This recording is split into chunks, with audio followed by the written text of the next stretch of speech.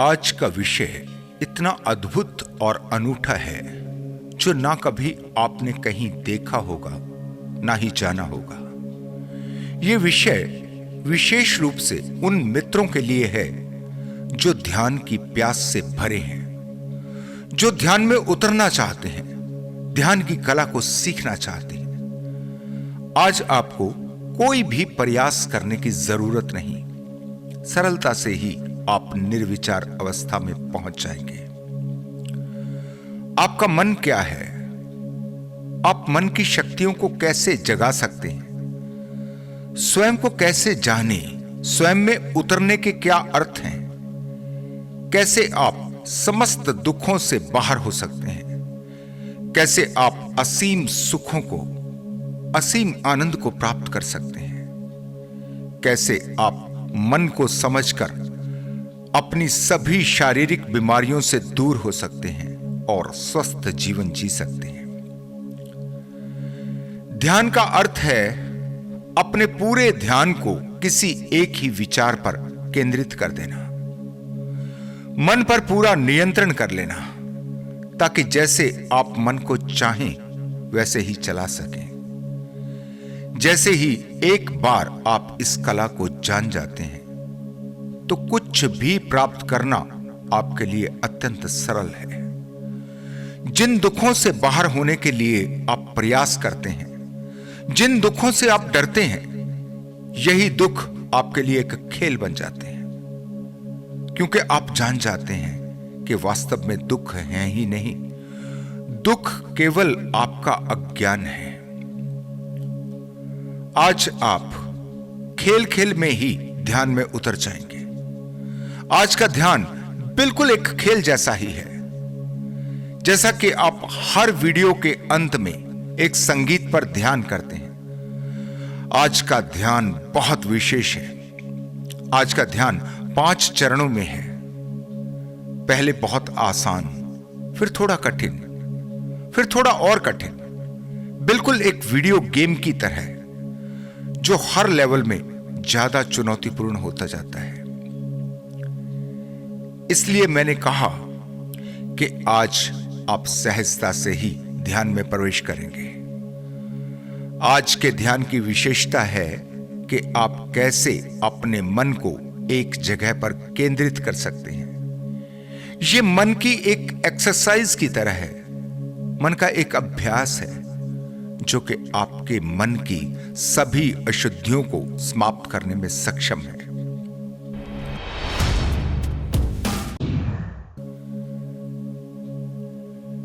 वैज्ञानिक कहते हैं कि एक दिन में आपके मन में लगभग 70,000 विचार आते हैं, जिनमें से 80% विचार, करीब 56,000 विचार नेगेटिव होते हैं, नकारात्मक होते हैं।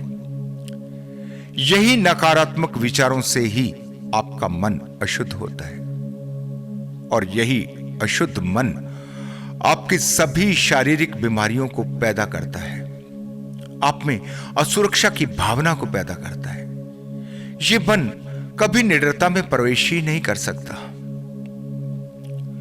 लगभग 95% विचार, यानी कि 66,500 विचार केवल एक दोहराव है, कुछ नया नहीं। वही जो कल सोचा था वही आज। केवल 5% ही नए विचार पैदा होते हैं, वो भी आपके काम के हैं या नहीं इसका भी कोई भरोसा नहीं। आपके जीवन में सैकड़ों ऐसी घटनाएं आपको मिल जाएंगी जब कहीं किसी ने आपसे कुछ तीखी बात कह दी हो जो आपको चुभ गई, या फिर आपने कभी किसी को कुछ ऐसा कहा हो जिसके बाद आपको पश्चाताप हुआ, आप दुखी हो गए कि क्यों आपने ऐसे शब्द बोल दिए, जबकि वो समय तो जा चुका, अब तो उसका कुछ किया नहीं जा सकता। इतनी तरह की घटनाओं से आपका जीवन भरा पड़ा है जिनका विचार एक लंबे समय तक मन में चलता ही रहता है। कभी कभी तो इतने जोर से चलता है कि आप परेशान हो जाते हैं। आप सोना चाहते हैं लेकिन ऐसा ही कोई विचार आपको सोने नहीं दे रहा। आप स्वयं भी बहुत जोर से चाहते हैं कि यह विचार आपका पीछा छोड़ दे। आपका मन इसको सोचना बंद कर दे ताकि आप चैन से सो सकें, लेकिन आपका मन उस विचार को नहीं छोड़ रहा। जरा देखें कि क्या यह आपका ही मन है। अगर यह मन आपका है तो इसे जो भी आप कहें इसको मानना चाहिए, लेकिन यह बिल्कुल भी आपके नियंत्रण में नहीं। आप इसे दाएं ले जाना चाहते हैं, लेकिन यह बाएं जा रहा है। आप आगे ले जाना चाहें तो यह पीछे जा रहा है। आप इसे रोकना चाहें, कितनी ही कोशिश करें, यह रुकता ही नहीं। ऐसा मन आपके लिए क्या करेगा? ऐसा मन केवल दुर्घटनाएं ही करेगा। यह आपको किसी खास दिशा में ले जा ही नहीं सकता। एक ही समय में हजारों विचार आपके मन में चल रहे हैं, जिनमें से एक समय में केवल एक विचार ही आपके काम का है, जिसे कभी कभी आप अंतरात्मा की आवाज भी कहते हैं। लेकिन इतने सारे फिजूल विचारों में वो बहुत स्पष्ट दिखाई नहीं पड़ता। मुश्किल से 5% से ज्यादा आप उस पर ध्यान नहीं दे पाते, जबकि अगर आप उस पर 100% ध्यान लगा दें तो आपके जीवन की कोई ऐसी समस्या नहीं है जिसे आप हल ना कर सके। फिर तो सब कुछ आपके लिए आसान है। आपको कोई जरूरत नहीं आपको कोई बाबा खोजना पड़े, कोई चमत्कारी बाबा जो आपकी समस्याओं का समाधान कर सके, जो आपको शांति प्रदान कर सके। अभी बहुत से मित्रों ने मुझे कहा है कि आजकल बागेश्वर बाबा जो कि न्यूज चैनल में छाए हुए हैं, मैं उनके बारे में आपसे कुछ कहूं। मेरा उनके बारे में क्या विचार है? मैं उन सभी मित्रों से केवल इतना ही कहना चाहता हूं कि मेरे विचार कुछ भी हों, उससे आपको कोई लाभ नहीं मिल सकता। आपका अपना विवेक, आपकी अपनी समझ से ही आप जो भी समझना चाहें समझ सकते हैं। मैं इतना ही जानता हूं कि जैसे जैसे आपकी समझ गहरी होती है तो आपको पता चलता है कि आपके सिवा और कोई भी आपकी समस्याओं को हल नहीं कर सकता। स्वयं भगवान भी आ जाए तो वो भी आपके दुखों को कम नहीं कर सकते, क्योंकि दुखों को आप ही निर्मित करते हैं, आप ही पैदा कर रहे हैं। यही तो आपका अज्ञान है। दुख वास्तव में कुछ भी नहीं है, दुख केवल आपका अज्ञान है। थोड़ी देर के लिए अगर आप मान लें कि कोई आपको मिल जाए जो आपसे कहे कि वो आपके सभी दुख दूर कर सकता है, आपकी सभी समस्याएं सुलझा सकता है और एक एक करके आपको सभी दुखों से बाहर कर दे, आप हैरान हो जाएंगे कि तुरंत आपका मन नए दुखों को निर्मित कर लेगा, क्योंकि आपका मन समस्याओं के बिना जी ही नहीं सकता। आप शायद हंसेंगे मेरी बात पर, लेकिन यह सत्य है कि आपके सभी दुख चले जाएं तो आप ये भी चाह सकते हैं, यहां तक भी चाह सकते हैं कि आज सूर्य डूबना नहीं चाहिए। आज अगर सूर्य डूब गया तो आप दुखी हो जाएंगे। ऐसा हो सकता है, ऐसा होता है। आप इसे अपने जीवन में देख सकते हैं। दुखों से बाहर आने का केवल एक ही तरीका है कि आप अपने मन को अच्छी तरह से समझ लें, अपनी चेतना को एक दिशा दे सकें। कोई 25 साल पहले मेरे एक मित्र थे, बहुत धनवान व्यक्ति थे, अच्छा खासा अपना व्यवसाय था। उस समय में भी उनके पास 2 कारें थी। व्यवसायी होने के साथ साथ वो एक अच्छे ज्योतिषी भी थे। ज्योतिष का बहुत शौक था। अच्छा खासा ज्ञान भी था। उन्हीं दिनों मुझे पता चला कि शहर की एक धर्मशाला में बाहर से कोई और ज्योतिषी आया है जो कि आपके किसी भी सवाल को स्वयं ही बता देता है। उसे प्रश्न पूछने से पहले ही वो बता देगा कि आप उससे क्या पूछने आए हैं। निश्चित ही यह एक हैरानी का विषय था कि कैसे कोई किसी के मन की बात को जान सकता है, उसे कैसे पता चलता है। वो करीब करीब ऐसा ही था जैसा कि आज बागेश्वर बाबा करते दिखाई पड़ते। मैंने अपने उसी मित्र से पूछा कि ऐसा इस ज्योतिषी के पास क्या है, ये कैसी विद्या है।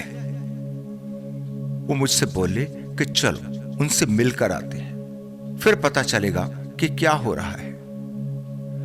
कोई 15 मिनट का पैदल का रास्ता था। हम 3 लोग पैदल ही चल दिए।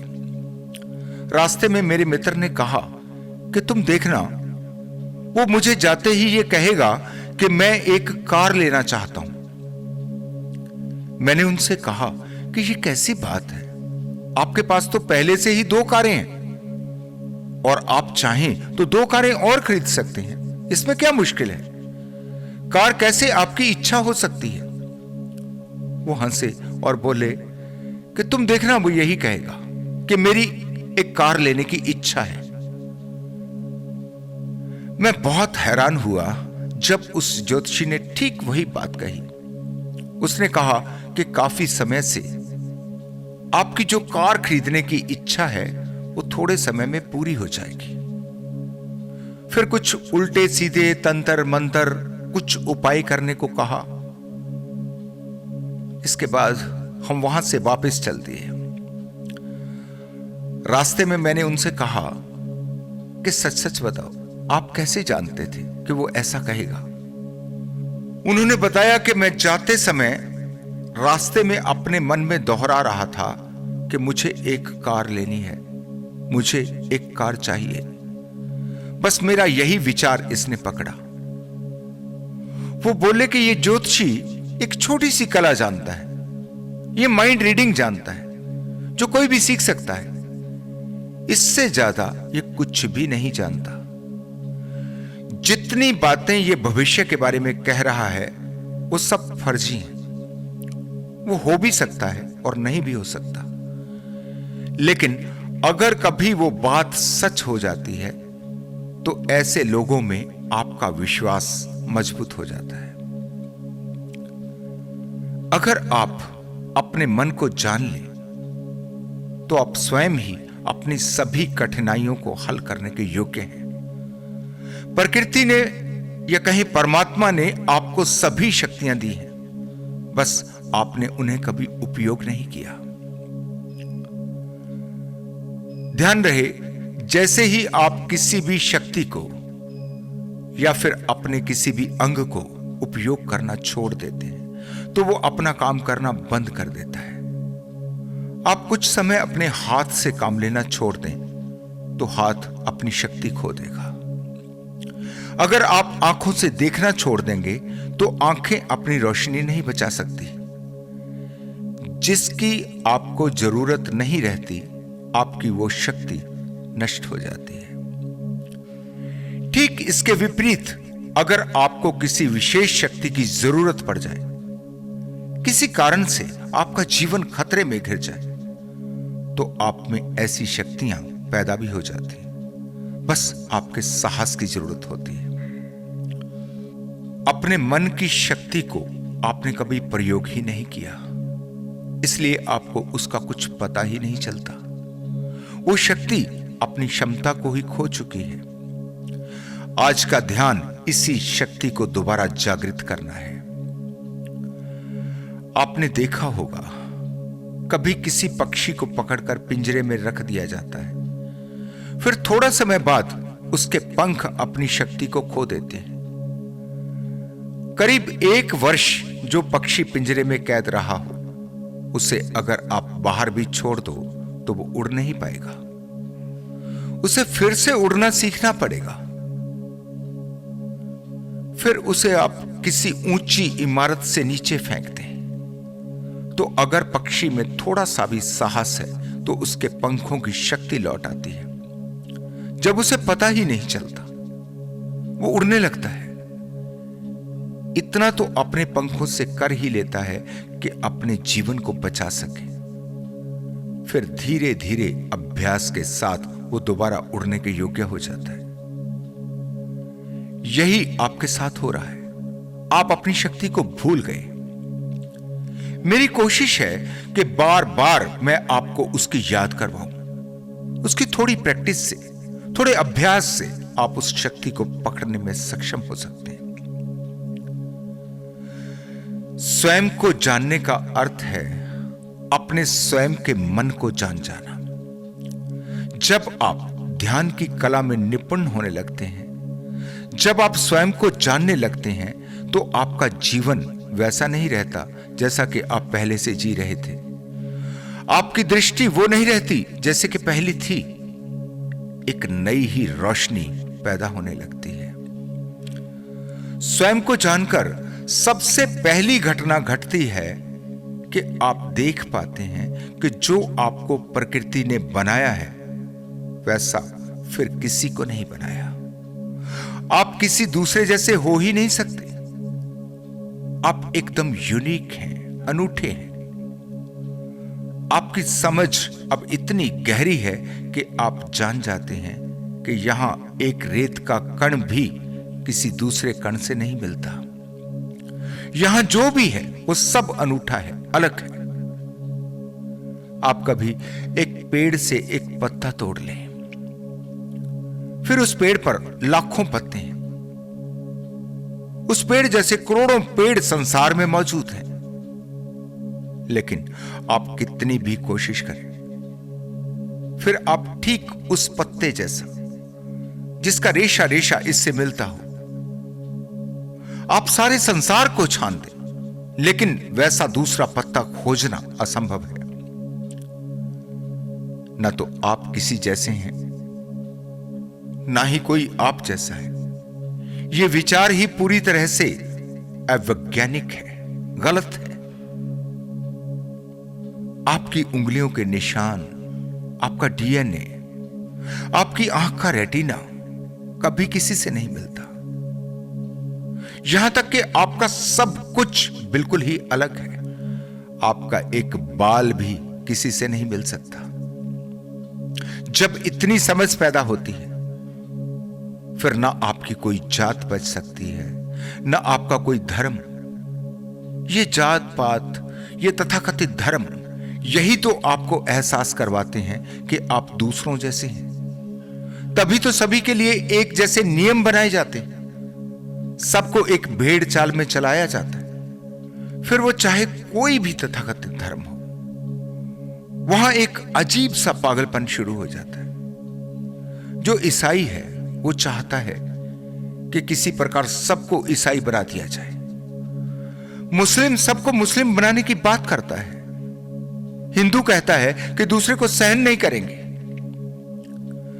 अगर आप ध्यान से देख पाए तो आपको पता चलेगा कि ये सभी तथाकथित धर्म अज्ञान के मार्ग पर चलने लगे हैं। निश्चित ही जब इनको बनाया गया तब ये अपने शुद्ध रूप में रहे होंगे। इनका उद्देश्य लोगों के जीवन को ज्यादा अच्छा बनाना था। लेकिन आज जिसकी आंखें खुलती हैं, वो देख पाता है कि इस संसार के सभी तथाकथित धर्म अपने हर उद्देश्य से भटक चुके हैं। जहां इनको प्रेम फैलाना चाहिए था, वहां केवल हिंसा फैला रहे हैं। धर्म की आड़ लेकर कुछ निहित स्वार्थ आतंकवादियों को पैदा कर रहे हैं। आज के तथाकथित धर्म ज्ञान नहीं, अज्ञान बांट रहे हैं। जब आपको पता चलता है कि आप सभी से अलग हैं, तो जो आपका धर्म होता है वो आपका अपना निजी धर्म होता है। तो पहली बार आपको आपका सही धर्म पकड़ में आता है। इस धर्म का कोई नाम नहीं होता, वो कोई संप्रदाय नहीं होता, वो आपका अपना है, आपका निजी, बस आपका ही है। ना आप किसी को अपने जैसा बनाने जाएंगे, ना ही आप किसी दूसरे जैसा बनना चाहेंगे। आप ठीक वैसे हो जाएंगे जैसा कि प्रकृति ने आपको बनाया, ठीक अपने जैसे। न अच्छे न बुरे, न ठीक न गलत, न हिंदू न मुसलमान, न सच्चे न झूठे, ठीक परमात्मा जैसे जो इन सब चीजों से बाहर है। आप जब तक अपने मन को नहीं जान लेते तब तक आप भ्रमित रहते हैं। जैसे ही मन को जान जाते हैं तो आपका सारा अज्ञान समाप्त हो जाता है। आपको किसी ज्ञान की आवश्यकता ही नहीं है, ना ही कहीं आपको कोई बाहर से ज्ञान मिल सकता है। ज्ञान आपके ही भीतर की अवस्था है, आपके ही भीतर मौजूद है। बस आपका अज्ञान छूट जाए, ज्ञान मिला ही हुआ है। स्वयं को जानने के बाद पहली यही घटना घटती है कि आप सबसे अलग हैं। फिर जब आप और ज्यादा गहराई में जाते हैं तो आपको यह भी पता चलता है कि आप वास्तव में हैं ही नहीं। यहां केवल एक ही ऊर्जा है। आपका होना एक भ्रम से ज्यादा और कुछ भी नहीं। आपका सारा अहंकार वहीं समाप्त हो जाता है। आप अपने अहंकार को छोड़ते नहीं हैं, वो अपने से ही छूट जाता है। जब आप हैं ही नहीं तो अहंकार किसको होगा? मन और बुद्धि के बारे में और आपकी तीसरी शक्ति के बारे में मैंने अपनी पिछली वीडियो में, जिसका शीर्षक है अपनी तीसरी शक्ति को जगाएं, इसमें आपको पूरी जानकारी दी है। काफी समय पहले मैंने एक और विशेष प्रकार का ध्यान आपको दिया था, जिसमें मैंने कहा है कि जितनी भी नेगेटिव ऊर्जा है, जितनी भी नकारात्मक ऊर्जा है, उसे आप अपने भीतर ले लें और अपनी पॉजिटिव ऊर्जा को बाहर छोड़ दें।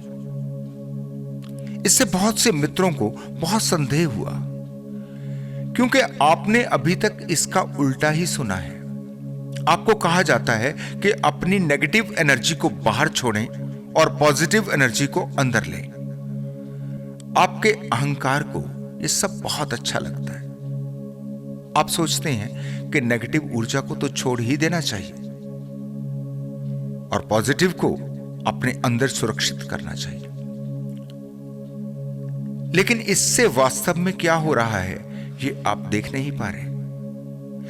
इसका अर्थ हुआ कि आपको चाहे सारे संसार की पॉजिटिव एनर्जी दे दी जाए, आप उसे नेगेटिव में बदलने में सक्षम हो गए। इसका अर्थ हुआ आपको स्वर्ग में भी डाल दिया जाए तो आप उसे भी नर्क बनाने में सक्षम हो जाएंगे। आपको कितने भी सुख मिल जाएं, आप उनको दुखों में बदलने की कला सीख जाएंगे। क्या इसे समझना इतना मुश्किल है? वहीं दूसरी तरफ, जो आप नेगेटिव एनर्जी को अपने भीतर लेकर पॉजिटिव एनर्जी को छोड़ेंगे, तो आपको किसी भी नेगेटिव को पॉजिटिव में बदलने की कला आ जाती है। अब कितने भी दुख आपको दे दिए जाएं, आप उनको सुख में बदलने में सक्षम हो जाएंगे। आपको नरक में भी कोई डाल दे तो आप उसे स्वर्ग बनाने में सक्षम हैं। जरा सी समझ की बात है, समझ में बैठ जाए तो सब साफ साफ दिखाई पड़ता है। जिसे आप उल्टा समझ रहे थे, फिर आपको पता चलता है कि वास्तविकता बिल्कुल उससे उल्टी है। आप हैरान होंगे कि आज तो आप दुखों से घबराकर भाग रहे हैं, लेकिन अगर यह कला आप में विकसित हो जाए तो आपको चुनौतियों का सामना करने में मजा आने लगता है। फिर आप कभी परमात्मा से नहीं कह सकते कि वो आपके दुख छीन ले। फिर तो मामला ही उल्टा है। फिर तो आप कहेंगे कि और मुश्किलें, कितनी भी कठिन मुश्किलें आपके सामने आए, अब आप सक्षम हैं, आप सबको हल कर सकते हैं। एक ऐसे आत्मविश्वास का संचार होता है जो आज से पहले आपने कभी जाना ही नहीं। आपका असली जीवन ही तब शुरू होता है। आपको संघर्ष करने में एक असली आनंद दिखाई पड़ता है। जीवन आपके लिए अब एक खेल है, एक मनोरंजन है। ठीक ऐसे ही जैसे किसी खेल में जितनी ज्यादा कठिनाई आपको आती है वो उतना ही रोमांचक हो जाता है। जितनी गहरी जीवन की समझ होगी उतना ही आप जानेंगे कि ये सारा संघर्ष, ये सभी कठिनाइयां, ये सारे दुख आपको निर्मित करते हैं। जितनी समझ कमजोर होगी, जितना ही कोई मंद बुद्धि होगा, वही सोच सकता है कि दुख पिछले जन्मों के कर्मों का फल है, क्योंकि इसमें किसी बुद्धि की आवश्यकता नहीं। बुद्धि की आवश्यकता तो इसे समझने में है कि कैसे कोई भी संघर्ष, कोई भी दुख आपके जीवन को समझने में सहयोगी होता है, आपको निखारता है, आपको और ज्यादा योग्य बनाता है। गुरु नानक कहते हैं, दुख दारू सुख रोग भया। आपके दुख दवा की तरह हैं, जबकि जिनको आप सुख समझते हैं वो वास्तव में रोग है। दुख दारू सुख रोग भया। आप में जितनी बुद्धिमत्ता है उसका कुल कारण ही यह है कि आपके जीवन में संघर्ष कितना है, आपने कितनी चुनौतियों का सामना किया है। दुख दुख जैसे नहीं है, ये आपके जीवन की चुनौतियां हैं, आपके जीवन के लिए जरूरी हैं। आप भले ही आज सोचते हो कि दुख समाप्त हो जाए, लेकिन कभी सच में ही अगर आपके सामने कोई चुनौती ना बचे तो आपका जीवन इतना बर्डम से भर जाएगा, इतना नीरस हो जाएगा कि आप जी भी नहीं पाएंगे। आप जल्दी ही आत्महत्या कर लेंगे। आपके जीवन का आधार ही आपके दुख है, आपका संघर्ष है। बस इतनी ही बात है कि अभी आपको ठीक से जीवन को देखना नहीं आ रहा, अभी आपको दृष्टि नहीं मिली, अभी आपके जीवन में साहस का संचार नहीं हुआ, अभी आप डरते हैं। अपने को और ज्यादा शक्तिशाली बनाना है, जिसके लिए मैं आज एक ऐसा ध्यान आपको दे रहा हूं जिसके बारे में आज से पहले शायद किसी ने भी सोचा नहीं। जैसा कि पहले मैंने आपको कहा कि आपके मन में हजारों विचार, फिजूल विचार चलते हैं, जिससे आप अपने असली विचार को नहीं पकड़ पाते। आज के ध्यान में हम अपने मन का यही अभ्यास करेंगे। आज का ध्यान बहुत वैज्ञानिक तरीके से बनाया गया है। ये कुछ ऐसा है जैसे कि आप पढ़ना लिखना सीखते हैं तो आपको पहले कै ख ग सीखना होता है, फिर मात्राओं का अभ्यास करना, फिर जोड़ जोड़ कर पढ़ना। फिर जब आप सीख जाते हैं तो आपको अक्षरों को जोड़ना नहीं पड़ता, फिर आपको अभ्यास हो जाता है। आप तुरंत शब्द को देखते ही जान लेते हैं कि क्या लिखा गया है। ठीक ऐसे ही आज का ध्यान ये 5 चरणों में है। हमें सबसे पहले मन को सिखाना है कि कैसे फिजूल की चीजों को छोड़कर सिर्फ एक चीज पर ध्यान करना है। आज का संगीत नाद के स्वर से शुरू होता है, आपने इसी नाद को पकड़े रखना है। फिर धीरे धीरे और बहुत सा संगीत उसे घेरने लगेगा। जैसे कि समझे एक तार है और उस पर धूल उड़ रही है।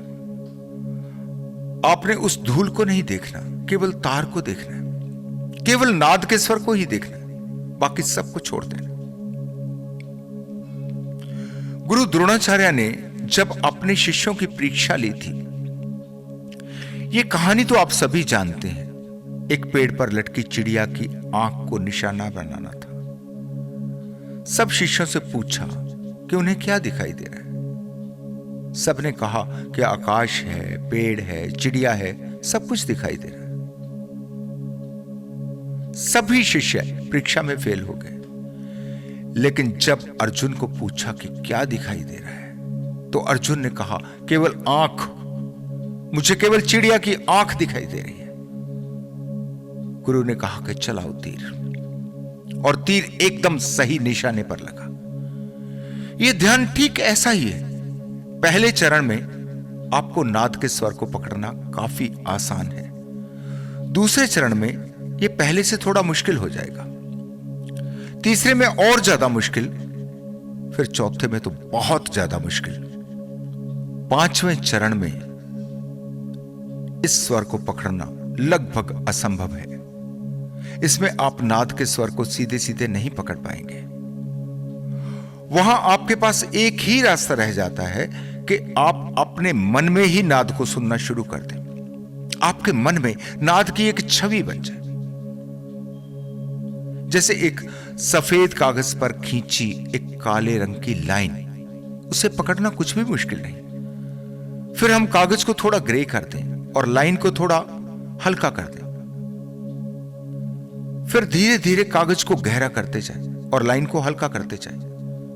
पांचवें चरण में कागज का रंग और लाइन का रंग बिल्कुल एक हो जाए। अब इस लाइन को देखना असंभव है। अगर आप अब देख सकते हैं तो केवल अपने मन की आंखों से। आपके मन में एक छवि बन जाए। यही इस ध्यान के साथ आपने करना है। आज का ध्यान आज तक के सभी ध्यान से ज्यादा शक्तिशाली है, क्योंकि आप इसमें कितना सफल हो रहे हैं यह स्वयं आपको पता चलता रहेगा।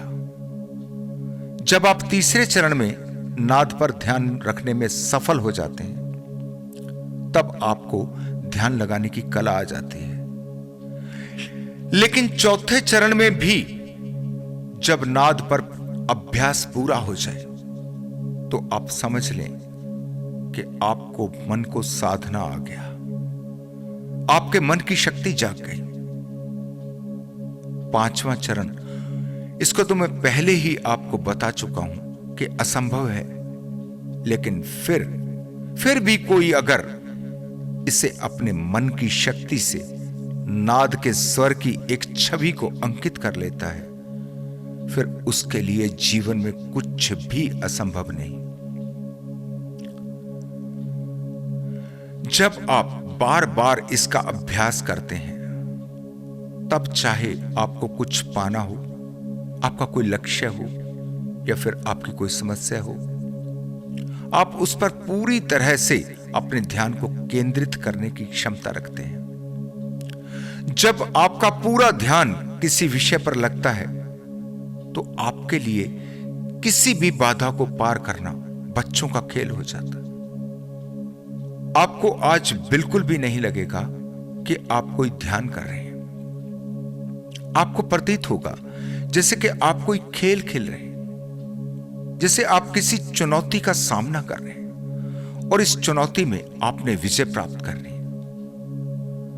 जब भी इस ध्यान को करें तो हमेशा पहले चरण से ही शुरू करें और अंतिम चरण तक जाएं। हर एक चरण 5-5 मिनट का है। पहले चरण से पांचवें चरण तक आप अनुभव करें कि आप कहां तक नाद को पकड़ने में सक्षम हो सके। ध्यान रखें कि हर एक चरण के बीच में लगभग आधे मिनट का फासला रखना है। पहला चरण समाप्त हो तो आधे मिनट के लिए रुकना है। आप इस ध्यान को दिन में 2 बार कर सकते हैं। एक समय में 2 से 3 बार आप इस ध्यान को करें। इससे ज्यादा इस ध्यान को नहीं करना। मैं नहीं समझता कि मन का इससे ज्यादा अच्छा अभ्यास कोई हो सकता है। हमेशा की तरह आपको इस वीडियो की डिस्क्रिप्शन में हमारी टीम के व्हाट्सएप नंबर दिए गए हैं। आप उन नंबरों पर संपर्क करके इस ध्यान के संगीत को मंगवा सकते हैं। इस संगीत का नाम X5 है, X5। इसे मंगवाने के लिए आप केवल व्हाट्सएप पर X5 लिखें। इसकी सहयोग राशि केवल 100 रुपये रखी गई है। आपके इस छोटे से सहयोग के बिना ऐसे संगीत बनाना बहुत मुश्किल है। आज का संगीत इतना विशेष है कि इसे बनाने में एक बहुत लंबा समय लगा है, बहुत ही कठिन परिश्रम का फल है और इसे 12 व्यक्तियों पर प्रयोग करके देखा गया है। यह पहला ऐसा संगीत है जिसमें सभी व्यक्ति सफल हुए। इसलिए इसे अच्छे से समझकर पूरी लगन से, पूरी ऊर्जा से इसका प्रयोग करें। आपका सफल होना निश्चित है। आप अपने मन को समझकर अपने मन की शक्तियों का उपयोग करने में सफल हों।